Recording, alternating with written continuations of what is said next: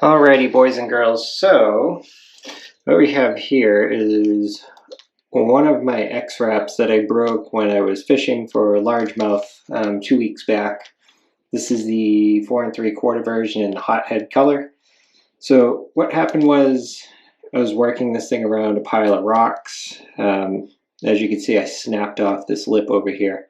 So I'm going to see if I can try and turn this into a Twitchbait. So this thing suspends, so it's actually perfect for it. So luckily Rapala did a nice job in making this thing. This little nose, this ring up front that the split ring is attached to that goes inside the body is actually, it's wiggling a little bit, but I think it's savable. So so for this project, my plan is to fix this up and make sure it secures this eyelet up here, and then I'm going to put single hooks on here. So I'm going to do 2 lots on there to make this easier to take the pickerel off of it, and then I might throw some clear coat on there just because I'm bored. So then if I really want to get fancy, I might tie up some feathers on here and make it look like all that in a bag of chips. So all right, let's get to it. So the first thing I'm going to do is I'm going to take all this hardware off. I'm going to take the split rings off, 1, 2, 3, and then I'm going to go into repairing this. So all right, I'm not going to bore you with taking split rings off. It's pretty simple. If you have strong man hands like I do, you can do that. Alrighty, so split rings, all the hardware is off, so this is just the bare bait itself. So I just looked on this thing quick to make sure there was no cracks, not leaking, that type of thing, so there's no water in it. And I did also notice, use my little pick here, so this area over here, it's actually, I don't know if it's missing material or if it came like that from the factory, but there's a little hollow spot right here that I want to try and fill. And I gotta clean this out again. I did wash it with alcohol a day ago to try and clean it out because I was feeling like I was going to do this anyway. So I think if you're going to do this, clean this out with alcohol. It's already pretty rough in there and porous, so just I can see it from here, there's little tiny dots on it. I don't need to rough it up anymore. So clean this out with alcohol. I'm going to do this. I'm not going to show you that. And then I'm going to start with the epoxy. So, all right, on to the next step.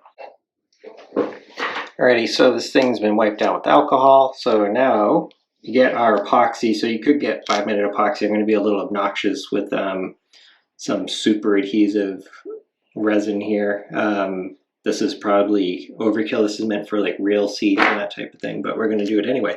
So this resin is a little bit thicker, or this epoxy, whatever you want to call it. So there's a trick that I do sometimes, and I know it works. So I'll warm up whatever it is I might be working on like this. Don't burn it. That's the thing. So just warm it up. After you give the resin a mix, you can actually warm that up too, just a little bit. Again, don't burn it. And what this does is it lowers the viscosity and it lets the glue, the epoxy resin, whatever, get into the pores a little bit better. And with this stuff right here, you could almost sand it down if you want to make it pretty. I'm not going to do that though. Let's give a good mix. I got part A and part B. Mix it in one of these bags.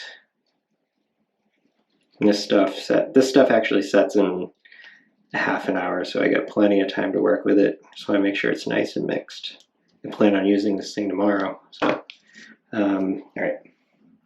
Let's see. So, lighter, warm it up.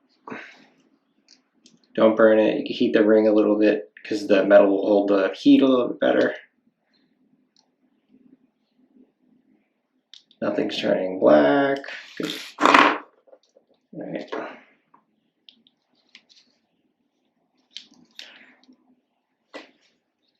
I'll wipe this off quick. Hold on. And because I know this pick will hold, it's metal, it'll hold heat, so it'll help warm up the epoxy.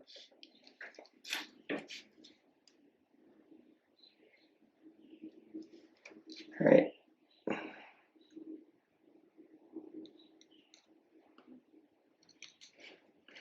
I don't know, I might sand it down. We don't know. I don't know yet. So I'm just packing it into the pores in there. And do not get it on in the eyelet itself. You'll never get that out.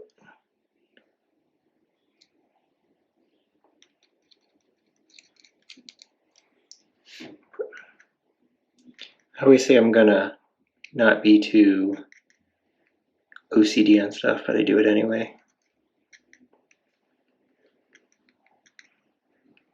Now see, because the resin's warm, it's actually packing in there nice. So just make sure you get around the eyelet.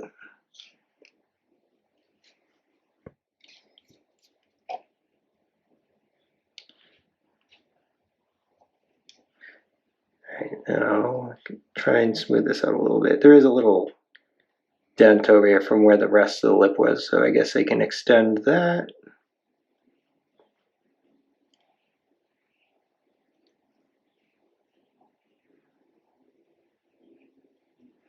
Yeah, this is from the lip right here. This is excess. It's not epoxy, it's just the lip. Again, if I was being OCD, I would sand that down, but on something with plastic like this where it's really thin, it might do more harm than good. So, all right, this actually looks pretty good, and that's set in there pretty nicely with the heat. And then I was talking about this right here. Don't need a whole bunch on there. Just a little tiny hole back here.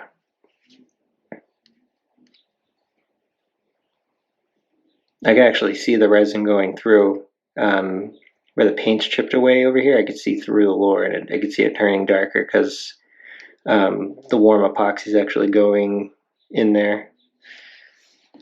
Actually mixed too much epoxy. What a waste. And if you do, for some reason, need to clean this, use alcohol swabs. That'll do it.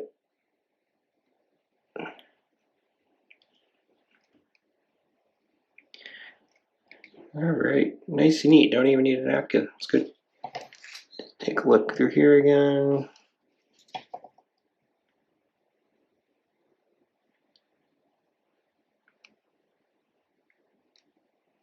That looks good. If you can see that or not, but all right, I'm gonna take a picture of it quick. But that's where we're at. We're gonna let this set, and then we're gonna go from there and we could put the hardware on. I'm actually thinking about making it fancier just for you guys. So, all right, let me see what I got in the lure making drawer so I can fancy this up.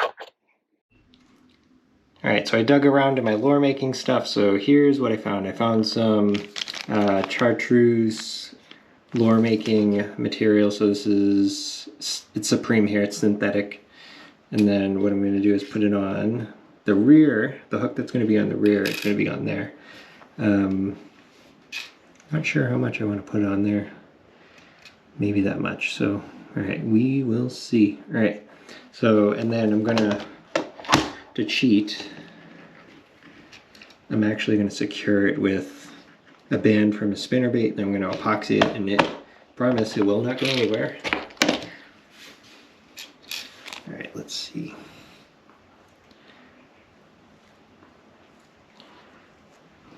I had a trick to do this before. I haven't done it in a while.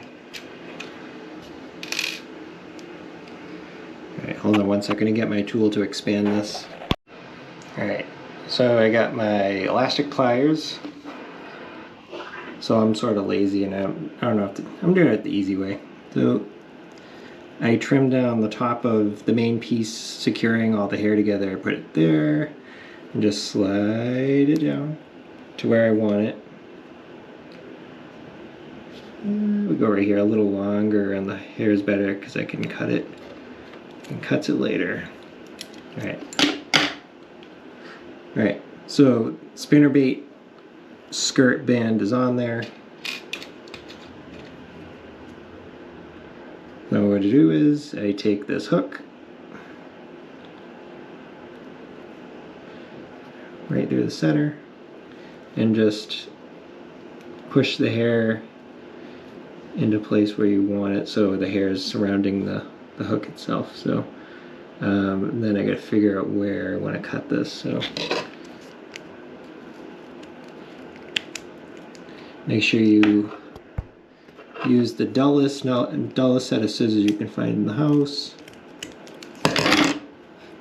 Alright, and that way it saves then the rest of the material that you have to do on another project. So, alright, so this is unruly at the front. So what we're gonna do is just gonna pull it.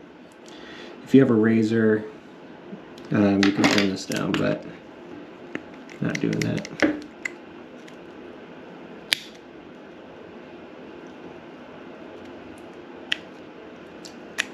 I'm not looking for a razor. This is supposed to be a quick project, so if you want to be fancy, get a razor and just run it along the edges.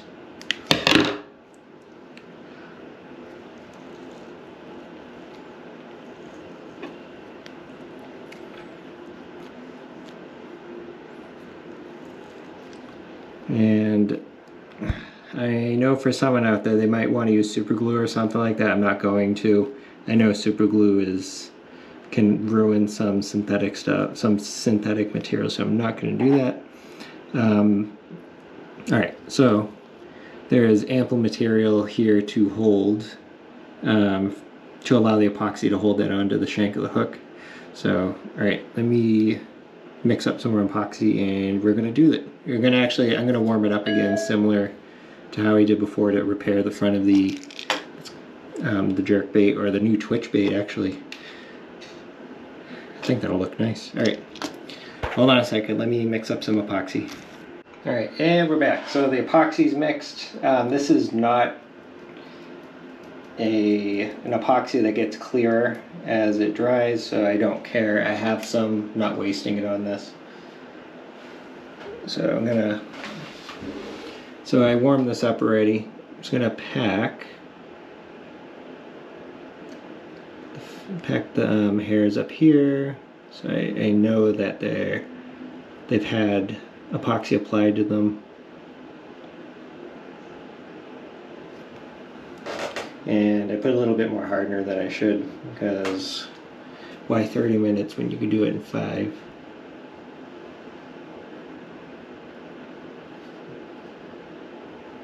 It's my bedtime, so I sort of feel like Bob Ross doing this. Yes. Happy little threads.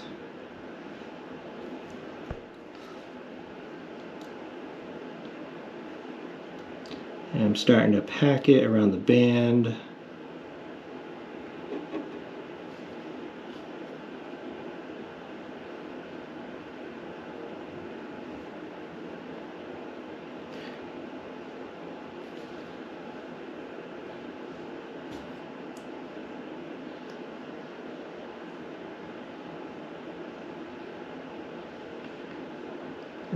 Alright, let me finish this up, just so I could do a thorough job and sit down and be comfortable.